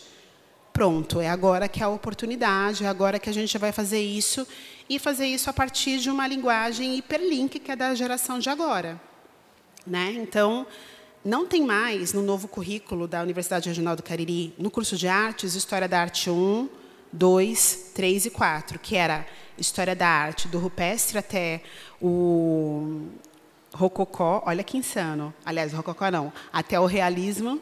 Aí, depois, do impressionismo até o contemporâneo, aí depois arte brasileira e depois só arte contemporânea, né? Tudo muito ocidental, né? Fora a arte brasileira. Então, pensei, como eu era a única professora de teoria da arte, pensei, eu vou propor uma outra forma da gente pensar a história da arte. Então, a gente tem agora, que vai entrar em vigor esse ano, artista, objeto de arte, exibição e público. Essas são as disciplinas que substituíram História da Arte 1, 2, 3 e 4. Então, se a gente pega pela figura do artista, em qualquer época, a gente pode ir de trás para frente, né, desmontar. Se pega pelo objeto de arte, que é a parte que é a arte, a obra de arte, também dá para falar sobre esses objetos de inúmeros períodos, independente da cronologia. Pode ter algum problema no sentido de perceber isso que é bastante ocidental, que é a ideia de desenvolvimento evolucionista, né, da técnica. Vai ter, né, em algum momento, né? Por exemplo, mas ao mesmo tempo, eu ia dar um exemplo aqui, mas que ele não cabe, porque se a gente entra, por exemplo, direto no Duchamp, que é um nó que dá na cabeça dos estudantes, né? Assim, nossa, como que esse urinol virou uma obra de arte, né? É a equação de segundo grau da história da arte, o Duchamp. Então, se a gente pega dali, está super conectado com o que as pessoas, de fato, veem nas exposições hoje, né? Que são objetos do cotidiano transformados em obras de arte, como ready-made, né? Então, na verdade, não tem como dar nó, porque você vai em qualquer exposição e você tem todas as linguagens que fizeram parte de todos os movimentos artísticos, praticamente. Você tem videoarte, você tem um momento que vai ter uma performance, você tem desenho, você tem gravura, você tem pintura, você tem escultura em pedra, você tem escultura em bronze, está tudo lá, né? Então, vai muito mais de uma vontade mesmo das pessoas se desespecializarem. Eu só falo de Renascimento italiano. Tem professores que são assim, né? Os hiper, ultra especialistas numa escola artística. Ou aquelas teses arte brasileira, de 1935 a 1938, né? Ou ainda a pessoa que estuda um quadro, né? E ficar fazendo uma análise de 300 páginas de um único quadro, né? De uma única tela. Então, se a gente começa a desconstruir, entender que tem isso, mas que dá para ter aquilo também, é perfeitamente possível a gente fazer um estudo mais abrangente. E, para finalizar a resposta, Mônica, tem uma outra coisa, que assim, o grupo de pesquisa Nzinga, ele é uma sigla, né, que é a Rainha Ndinga, né, de Angola, mas ela também é sobre... A sigla é Novos Iriguiduns Internacionais Gerados na Arte, né? Então, assim, novos movimentos, né, na arte. Então, a gente tem lá momentos onde a gente foi estudar só mestras do Cariri, né, e entender os aspectos estéticos, artísticos, criativos das mestras, né? Então, por exemplo, tem a mestra que eu citei, a mestra Zulene Galdino, ela é uma mestra da festa junina, que, para a gente, aqui em São Paulo, é uma festa totalmente descaracterizada, né? Porque assim, tem hot dog, quase não tem bolo de fubá. Só que lá no Ceará é mais importante do que o carnaval, né? Então, você tem a Rainha do Milho, porque assim, é a festa da colheita. Então, você tem sucos de milho, bolo de milho, pamonha, cuscuz. É a festa do milho, né? E a mestra Zulene é a mestra dessa expressão, que, para a gente, está totalmente fora, né, de uma... É um calendário escolar, não é mais uma tradição de rua, né? Então, a gente foi estudar a mestra Zulene Galdino e a gente entendeu que ela pensa figurino, que ela pensa as danças, que ela pensa as composições cantadas, que ela é benzedeira também, né? Que a gente nem sabia que benze adulto. Então, a gente foi compreendendo que a estética que ela aborda, ela não é ela é uma estética da performance, e ela é uma estética multilinguagem, multimídia, né? Então, algumas nomenclaturas que estão no âmbito da arte, de nomear algumas produções, a gente transferiu para as mestras, né? Então, a mestra Margarida, por exemplo, ela é uma mestra do guerreiro, que parece o reisado, né? E ela é compositora, né? Isso tudo no aprendi sozinha. Eu me uni com mulheres da região, como a Fatinha Gomes, Maria de Fátima Gomes, que é uma... Eu falo que ela é uma jovem mestra. Ela não fala que ela é mestra, que a gente pensa sempre no mestre como alguém idoso, mas ela é uma mestra de 43 anos, que sabe tudo sobre as cantoras, né? E daí a gente tem falado sobre isso, assim, como é que a gente reconhece que algumas festas, folguedos, manifestações que são bem tradicionais são também produções de arte visual. Aqui nessa exposição do Paço das Artes tem a produção do mestre Antônio Luiz, que é o mestre do reizado de caretas do Potengi, que tem uma máscara que é só ele que tem no reizado dele. Não é um reizado dos cristãos azuis com os mouros vermelhos lutando, né, encenando uma disputa.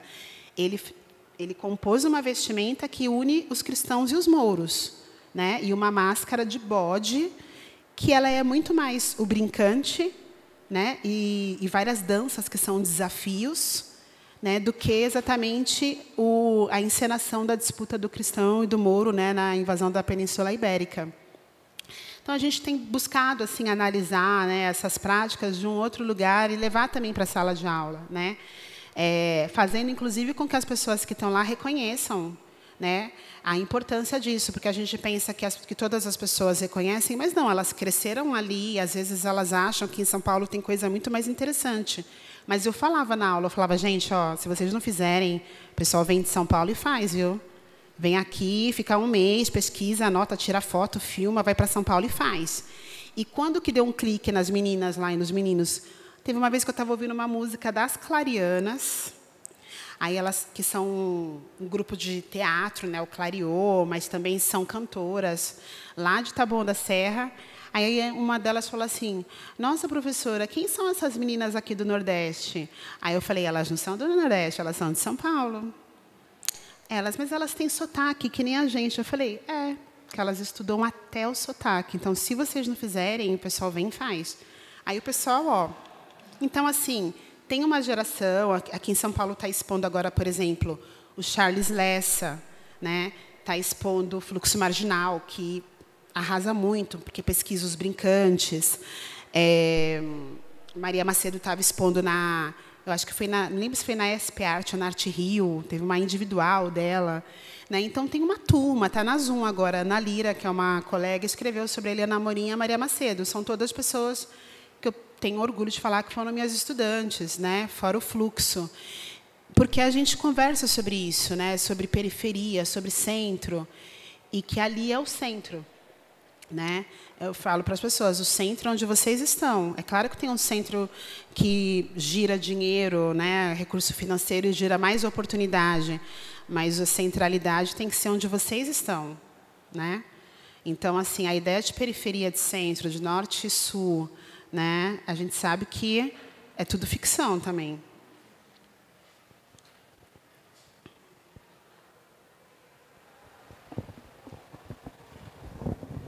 Queria fazer um agradecimento, não só uma pergunta, um apontamento. Renata, conheço desde a minha adolescência, desde o Museu Afro Brasil, desde quando pesquisava música no Museu Afro Brasil com a grande Sara Ruth Barbosa, Sarita. Enfim, uma pergunta que eu ia fazer a respeito sobre arte e educação e ser artista. Não sou artista visual, sou cantora e vejo quanto rola uma diminuição em ser artista educadora e ser artista, enquanto esses aspectos de imagem, né, como a gente está falando de imagem, chegam quando você se coloca como artista educadora ou quando você se coloca como artista. E aí eu queria saber a sua opinião a respeito disso. E uma outra que eu fico muito feliz de ver esse seu último trabalho representando mulheres felizes, ou a imagem, né, e uma representação de como seria mulheres pretas, né, em seu estado pleno.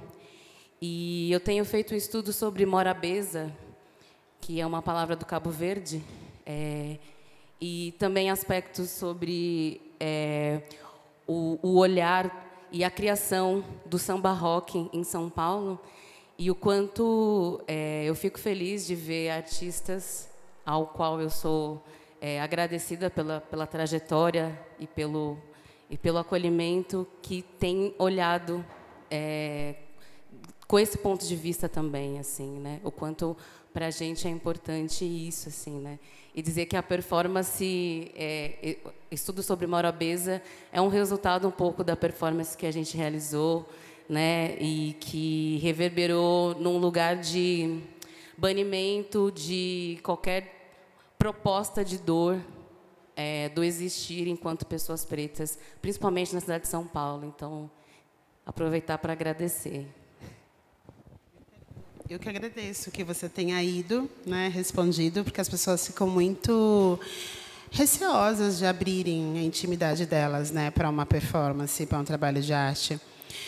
E elas não entendem, né, que é um momento para a gente compartilhar, né, e chegar nesse lugar que a Vilma Piedade fala, né, que é a tal da dororidade, né? Para quem nunca ouviu essa terminologia, tem a sororidade, né, que a gente ouve falar a partir de uma prática do feminismo, das mulheres reconhecerem as necessidades umas das outras e se apoiarem, mas a dororidade da Vilma Piedade é sobre se reconhecer também nesse lugar do sofrimento e da dor, né? Assim, de essa dor que você sente, eu também já senti, né?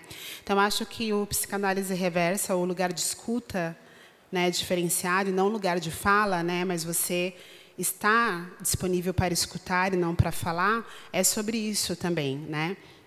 Eu, assim, fiz bacharelado que é esse lugar de pesquisa, e também fiz licenciatura, né? E se vocês olharem minha foto do perfil lá do Instagram, é um desenho de criança que eu recebi essa semana de uma professora do Rio de Janeiro que me mandou o trabalho que as crianças fizeram a partir de alguns trabalhos meus, né? E eu fico sempre muito feliz porque, assim, é claro que eu gostaria muito de um dia ter uma obra minha num museu internacional importante. Mas, assim, um lugar de muito prestígio que eu alcanço, que eu fico feliz de saber que o meu trabalho chega, é a sala de aula, né? E eu acho que todos os artistas e as artistas precisam fazer um exercício simples de entender que eles foram educados por educadoras e educadores, que a gente tem um ensino de arte deficitário e que, portanto, a gente precisa aprender a falar numa linguagem que as pessoas que estão na sala de aula possam levar os nossos trabalhos para que crianças de 5, 6, 7, 8, 9, 10 anos, adolescentes, adultos do EJA, estudantes, graduandos, consigam entender sobre o que a gente está falando nessas obras. A obra de arte não pode ser uma incógnita para o público em geral. É claro, tem pessoas que vão ter mais dificuldade de compreensão, porque a gente também está falando de letramento estético, né? Mas não pode, assim, uma obra de arte ser uma incógnita para tanta gente. Não pode as pessoas irem numa exposição e saírem achando que elas não entenderam nada, que elas são ignorantes. Como é que a gente pode querer uma sociedade que apoie artistas se as pessoas não entendem o que os artistas estão fazendo, né? É uma total incoerência, é muita arrogância da nossa parte querer que as pessoas entendam que a gente precisa de incentivos culturais, de políticas públicas para a arte, se a gente não quer que as pessoas entendam de fato o que a gente está fazendo, né? Se a gente não fala de uma forma que seja acessível para todo mundo. E daí não é você fazer tabula rasa, ou seja, nivelar por baixo, mas deixa o seu discurso mais erudito para o seu trabalho de dissertação, para a sua tese, né? Traga para o público algo que uma senhora que esteja fora da sala de aula há muito tempo possa entender do que você está falando, assim como possa servir para alguém que está fazendo mestrado, né? Então, eu acho que a gente precisa sair de um lugar do Olimpo, né, como profissionais, no qual a gente se colocou, e que tem muita gente que se coloca nesse lugar ainda, né, como curadores, curadoras, como artistas visuais, e a gente precisa se humanizar, porque a gente faz arte para as pessoas, né? A gente não faz arte para os nossos amigos e amigas, né? Então, eu tenho pensado muito sobre isso, né? Eu acho fantástica a Lélia Gonzalez quando tem uns textos que ela fala bicho, pô, cara, né? Porque ela está tentando alcançar um público que não vai assistir a aula dela de filosofia, né? Esse grupo Nzinga, ele também é uma homenagem ao grupo de estudos da Lélia Gonzalez, né, que tem o mesmo nome, que foi pensado para dialogar com mulheres do morro, com mulheres da comunidade. Então, se a gente não mudar essa postura, a gente pode lutar por verba, a gente pode lutar por melhoria dos aparelhos culturais, para não redução de verba, para não tirar a porcentagem de recurso destinado para o Sistema S, né, que é do SESI, né, do SESC, etc. Mas, enquanto a gente não começar a compreender que a arte é para as pessoas, e das pessoas elas vão para um museu, vão para pivô, vão para outras instituições, a gente vai continuar nesse embate, onde tem uma parte da população que despreza a produção de arte, né? Então, eu fico com vergonha dos artistas que não entendem que a gente está falando de educação também, né? Que a arte é o nosso primeiro acesso à linguagem, né? Que todo mundo já conhece aquela frase, né? Que o bebê, antes de falar, vai dançar, vai cantar, vai desenhar. Então, assim, a criancinha, antes de passar por essa linguagem verbal, ela vai fazer tudo isso, né? Que, coincidentemente, vai cantarolar porque é música, vai dançar, que é a expressão do corpo, vai fazer as garatujinhas, né, que é o começo do desenho, né? Então, quando a gente não compreender que arte é um ofício, uma profissão profundamente humana, né? Ela não é intelectual, né? Ela não é extremamente racional, ela não é para a elite. Nós teremos vários embates ainda, e não estou falando nem com os governos, que, felizmente, no governo tem uma ou outra pessoa que entende que a gente precisa de recurso. A gente vai ter embate com a população, da população reconhecer que precisa preservar os aparelhos culturais que estão sendo aí sucateados, né, constantemente atacados.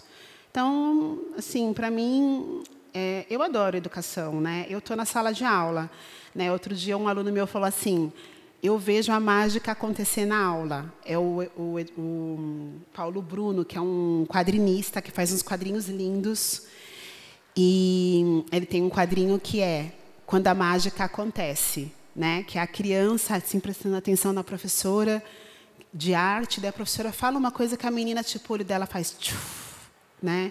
Então, na performance que a gente fez, a mágica aconteceu, tem muitos momentos que essa mágica acontece, da gente entender que a arte tem a capacidade de tornar as coisas mais fáceis, fazer entender um processo muito difícil na sua vida, ou muito violento na sociedade, né?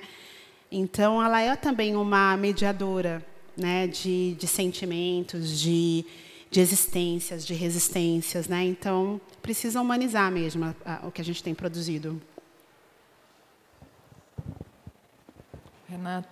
Renata, querida, você quer? A gente tem tempo para uma pergunta a mais? Eu ia começar fechando. Você, ok? Mais uma pergunta? Não? Claro.